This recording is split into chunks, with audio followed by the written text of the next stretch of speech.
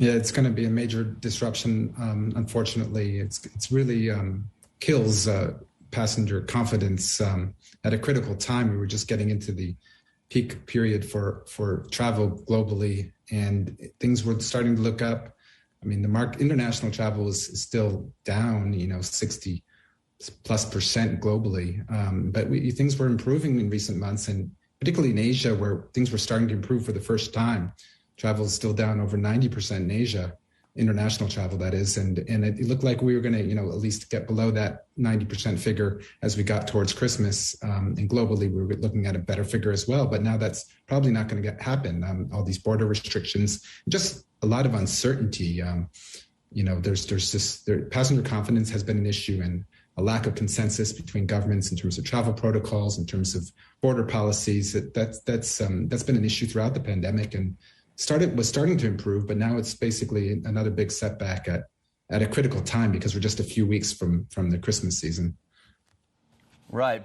We've heard from a number of nations like the United States saying that they're not going to impose lockdowns, but we've just been tracking throughout the course of just the last 20 minutes or so some big moves that we're witnessing in the Asian markets, in the US futures picture, in European futures, in oil, in currencies, on the back of this headline that's come out of the Financial Times citing the head of the drug maker Moderna that COVID-19 vaccines are unlikely to be as effective against the Omicron variant as they were against the Delta variant.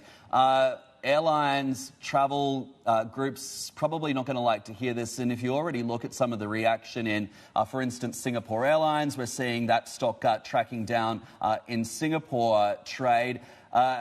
What does the travel sector do now with something potentially like this, that the vaccine is not going to be as effective? Yes, the CEO says that they need more data, but we are seeing some swift reactions here in the market on the back of that.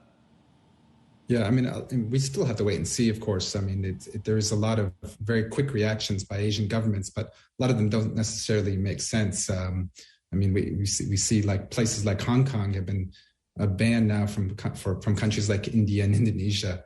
Hong Kong has a zero COVID policy, but just because they had a couple of cases, so, they got knocked off. I mean, so there's a lot of closures that just don't make sense. A lot of quick knee-jerk reactions, throughout Asia Pacific, but unfortunately, that's the way politics work. Unfortunately, and it's going to be very difficult, to plan if you're an airline. There's a lot of nervous airline CEOs out there right now, particularly in Asia Pacific, because of what's happening. Where these governments are very conservative to begin with, and they're very quick to unfortunately roll back some of the reopenings that we've just seen just in the last few weeks.